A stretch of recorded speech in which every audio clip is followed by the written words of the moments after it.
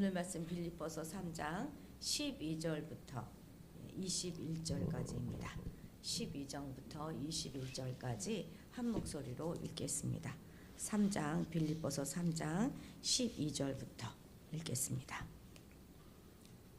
내가 이미 얻었다 함도 아니요 온전히 이루었다 함도 아니라 오직 내가 그리스도 예수께 잡힌 바 된 그것을 잡으려고 달려가노라. 형제들아, 나는 아직 내가 잡은 줄로 여기지 아니하고 오직 한 일, 즉 뒤에 있는 것은 잊어버리고 앞에 있는 것을 잡으려고 표대를 향하여 그리스도 예수 안에서 하나님이 위에서 부르신 부름의 상을 위하여 달려가노라. 그러므로 누구든지 우리 온전히 이룬 자들은 이렇게 생각할지니 만일 어떤 일에 너희가 달리 생각하면 하나님이 이것도 너희에게 나타내시리라. 오직 우리가 어디까지 이르렀든지 그대로 행할 것이라. 형제들아, 너희는 함께 나를 본받으라. 그리고 너희가 우리를 본받은 것처럼 그와 같이 행하는 자들을 눈여겨보라. 내가 여러 번 너희에게 말하였거니와 이제도 눈물을 흘리며 말하노니 여러 사람들이 그리스도의 십자가의 원수로 행하느니라. 그들의 마침은 멸망이요 그들의 신은 배요 그 영광은 그들의 부끄러움에 있고 땅의 일을 생각하는 자라. 그러나 우리의 시민권은 하늘에 있는지라. 거기로부터 구원하는 자 곧 주 예수 그리스도를 기다리노니 그는 만물을 자기에게 복종하게 하실 수 있는 자의 역사로 우리의 낮은 몸을 자기 영광의 몸의 형체와 같이 변하게 하시리라. 아멘. 오늘 본문은 바울이 그리스도께 얼마나 진심이었는지 그의 문체에서 참 신앙인의 우아한 품격이 그대로 느껴지는 그런 본문입니다. 바울은 과거 자신이 자랑했던 모든 것들을 다 배설물로 여기고 그리스도 예수 안에서 부르심에 합당한 사도의 직분을 잘 감당해 왔습니다. 지금 비록 투옥해 있지만 고난과 죽음은 결코 억울한 현실이 아니죠. 오히려 그리스도를 본받고 있다 하는 증거가 되고 있습니다. 겉으로는 사망이 그를 끌어 들어가고 있는 것처럼 보이지만 실은 죽음 넘어 부활의 능력이 그를 당기고 있는 것입니다. 죽음은 그저 결승전일 뿐이고요. 바울의 시선은 그 너머에 있는 비교할 수 없는 그 영광에 머물러 있습니다. 그래서 그 과정을 하나도 소홀히 할 수가 없는 것이죠. 그리고 그 과정에 임하는 태도를 다림질에 비교하여서 설명하고 있습니다. 우리 12절 같이 함께 읽겠습니다. 내가 이미 얻었다 함도 아니요 온전히 이루었다 함도 아니라 오직 내가 그리스도 예수께 잡힌 바 된 그것을 잡으려고 달려가노라. 아멘. 장차 얻을 영광을 위해서는 지금 맡겨진 사도의 그 사명을 온전히 완수해야 합니다. 이미 얻고 다 이루었다 이렇게 생각했다면 치열할 필요가 하나도 없을 것입니다. 하지만 사명은 죽을 때까지 계속해야 되는 것이잖아요. 바울은 예수 그리스도를 닮은 그 겸손함을 결코 잃지 않았습니다. 그래서 자신의 열심으로 성취하려고 하는 것이 아니라 오직 자신을 통하여 하나님의 뜻을 이루시는 그 그리스도에 주목하고 있는 것입니다. 자신의 열심이라면 이만하면 됐어 하면서 멈추겠지만 예수님의 그 열심은 아직 더 있어로 우리를 끌고 가시는 것입니다. 바울은 그것을 예수님께 붙잡힌 바 된 그것으로 말하고 있습니다. 구원이 예수를 믿고 천국 어딘가로 그냥 이동하는 것이라면 믿는 즉시 이 땅에서 우리는 구원을 위해서 더 이상 해야 하는 일이 없을 것입니다. 하지만 그리스도처럼 되는 것이고 하늘의 시민다운 삶을 살아가는 것이 구원이라면 예수 믿는 일은 시작이 있고 또 그리고 현재가 있고 미래의 소망에 있는 여정이 되는 것입니다. 바울은 결승점을 향하여 달리는 경주자처럼 또는 항우를 이어 행진하는 군인처럼 믿음의 경주와 행렬에서 각자 어디에 이르렀든지 거기에서 머물거리거나 뒷걸음질, 쉬지 말고 계속 전진하라 이렇게 권면하고 있습니다. 그래 다름질의 방향은요 다메섹에서 완전히 바뀌었습니다. 그때 예수를 잡으러 갔던 바울은 도리어 예수에게 잡힌 바 되었습니다. 그의 인생은 예수께서 지금 끌고 가고 계시는 것입니다. 예수께 붙잡힌 바 되었으니 이제 바울이 할 일은 예수의 손을 꼭 붙잡고 놓지 않는 것입니다. 계속 붙잡고 가는 것입니다. 그 행동을 묘사하는 데 있어서 대단히 중요한 단어가 무엇이냐면 바로 달려가노라입니다. 이 단어는 이전에 그가 자신이 교회를 열심히 박해했다 고백했을 그때도 이 동일한 단어가 사용되었었습니다.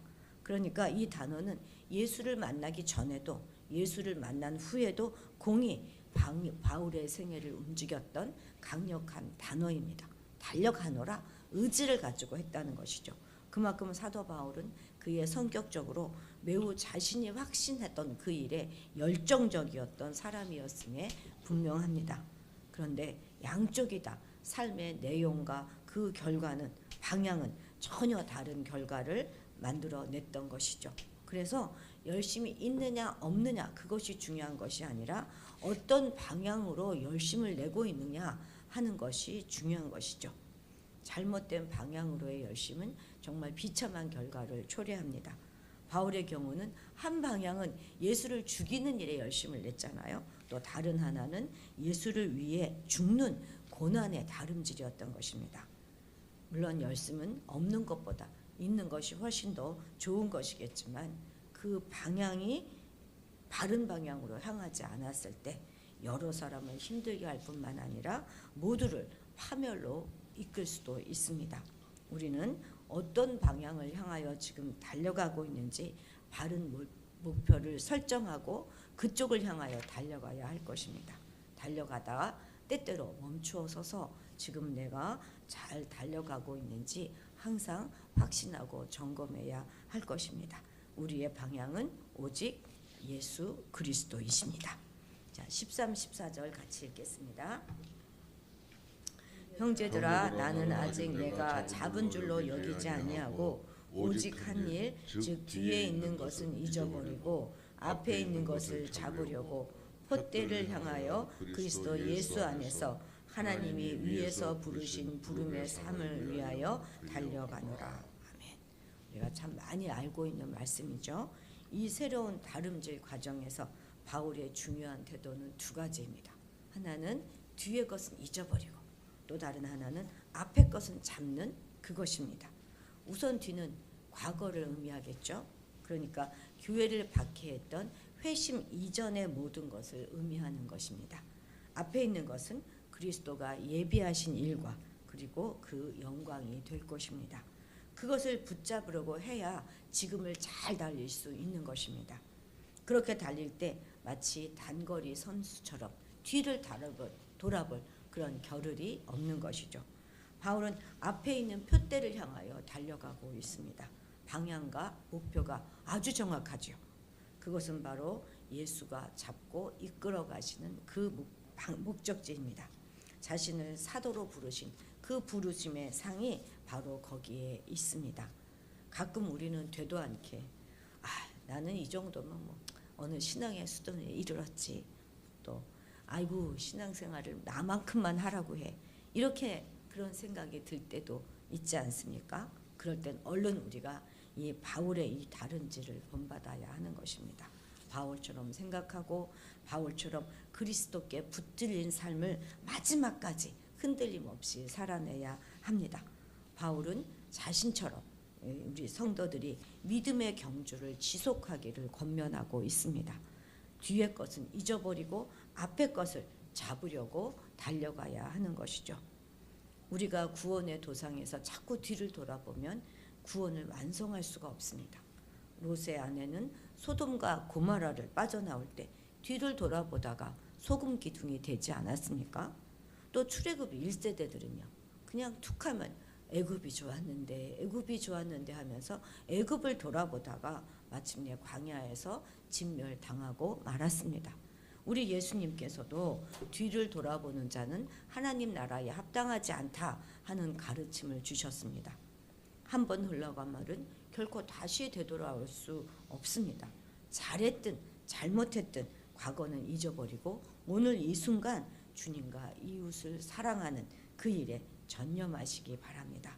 여러분의 남은 구원을 이루기 위해서는 오직 주님만 바라보고 전진하고 또 전진해야 하는 것입니다. 우리 17, 18절도 같이 읽겠습니다. 형제들아 너희는 함께 나를 본받으라. 그리고 너희가 우리를 본받은 것처럼 그와 같이 행하는 자들을 눈여겨보라. 내가 여러 번 너희에게 말하였거니와 이제도 눈물을 흘리며 말하노니 여러 사람들이 그리스도의 십자가의 원수로 행하느니라. 아멘. 바울은 성도들에게 나를 본받으라 이렇게 자신 있게 명령합니다. 지금 바울은 어디 있는 거예요? 옥에 갇혀 있는 신세임에도 불구하고 나를 본받으라 이렇게 당당하게 명령하고 요청하고 있다는 것이 참 놀랍습니다. 결코 이 명령은 자신을 높이기 위한 명령이 아니라 먼저 저만큼 가본 사람으로서 자신이 경험했던 놀라운 하나님의 그 은혜로의 기쁜 초청인 것입니다. 그리스도처럼 되는 겸손한 삶이 주는 그 풍요로움의 그 초대입니다. 바울은 자신을 본받는 것이 바로 그리스도를 본받는 것이다 이렇게 확신하고 있는 것이죠. 우리도 우리 자녀들에게 또는 우리 신앙의 후배들에게 나를 본받아라. 나를 본받는 것이 곧 그리스도를 본받는 것이다. 이렇게 당당하게 명할 수 있었으면 참 좋겠습니다. 그런데 그럴 때 우리가 바울처럼 그렇게 든든하게 그리스도만 바라보고 있는 것이 아니라 그리스도의 겸손한 삶에서 벗어나 있다면 우리를 통해서 가짜들이 끝없이 양산될 수도 있습니다. 그래서 참 우리가 두렵고 떨림으로 우리의 구원을 이루어가면서 주님께 바싹 붙어 있어야 하는 것이죠. 우리가 먼저 색깔이 분명하고 확실한 그런 그리스도인이 되어야지 우리가 트릿한 그런 그리스도인이 된다면 나를 본받으라 이렇게 말할 수는 없을 것입니다. 그런데 바울은 그냥 본받아라 말씀한 게 아니라 그 앞에 함께라는 말이 붙어 있어요. 함께 본받으라 이렇게 말하고 있지 않습니까? 여기는 두 가지 의미가 내포되어 있을 것입니다. 자신을 본받는 사람들의 대열에 너희도 합류하라 그런 의미도 될 수 있고 또한 본받음을 개인적인 차원의 본받음이 아니라 공동체 차원으로 명령하고 있다. 또 이런 식으로도 우리가 볼 수 있을 것입니다. 어느 것이 맞는지 확실하진 않겠지만 우리가 그 뒤에 말씀들을 읽어보면 빌립보 교회 성도들이 예수 그리스도의 몸을 이루는 공동체로서 함께 자신을 본받으라 하는 의미가 더 강하게 담아 있다고 생각해 볼 수 있습니다. 이어서 바울은 그들에게 자신을 본받고 있는 다른 사람들을 주목할 것도 당부하고 있습니다. 여기서 주목하라 하는 것은 서로 격려와 경계를 늦추지 말라 하는 의미인 것입니다. 바울이 그토록 간곡히 명령한 두 가지 명령, 본받으라, 눈여겨봐라 하는 이 두 가지 명령을 던진 이유가 바로 이제 18절 이후에 나오고 있는데요. 어떤 이들은 그들의 신실한 동료를 뒤따르지 아니하고 달리 생각한 나머지 점점점 곁길로 빠져서 결국은 그리스도를 잃어버리는 사례가 있기 때문이죠. 그래서 그것을 아주 이 사도 바울은 눈물을 흘리면서 가슴 아파하고 있습니다. 그것은 그리스도를 본받지 않는 것이고 그리스도의 십자가를 대적하는 원수가 됨을 의미합니다. 그들은 자기 배를 위하여 달려갔기 때문에 결승점에서 얻을 것은 오직 부끄러움밖에 없는 것입니다. 이처럼 빌립보 성도들에게는 마땅히 따라야 될 모범이 있었는가 하면 반드시 피해야 할 모범이 있었습니다.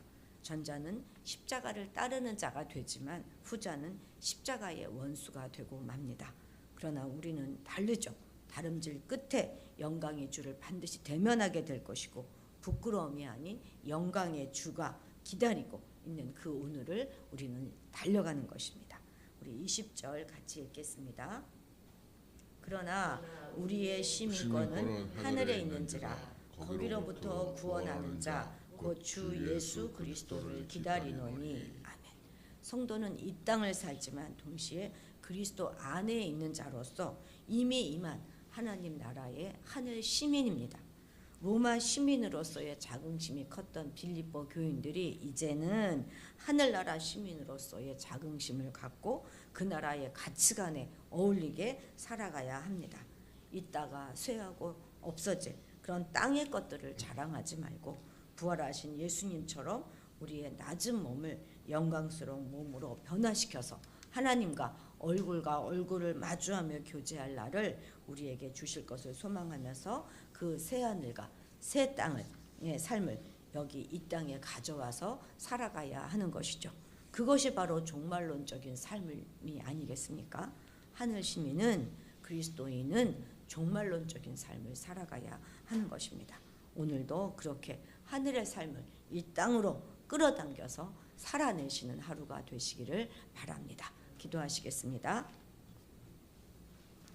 옥에 갇혀 있음에도 불구하고 나를 본받으라 명령했던 바울의 명령이 오늘 우리의 심령 가운데도 부어지기 소원합니다. 하나님을 믿는 그 일에 조금의 부끄러움도 없이 최선을 다하여 그리스도를 닮아갈 수 있도록 도와주옵소서.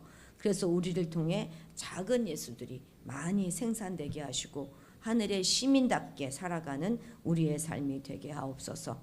이미 다 이룬 것처럼 생각하는 교만을 버리고 그리스도의 겸손의 삶을 오늘도 우리가 살아가게 하시고 오직 예수 그리스도께 붙잡힌 바 된 그것을 쫓아 뒤돌아보지 아니하고 앞을 향하여 달려가게 하옵소서. 오직 우리의 열심의 방향이 예수 그리스도가 될 수 있도록 하나님 도와주옵소서.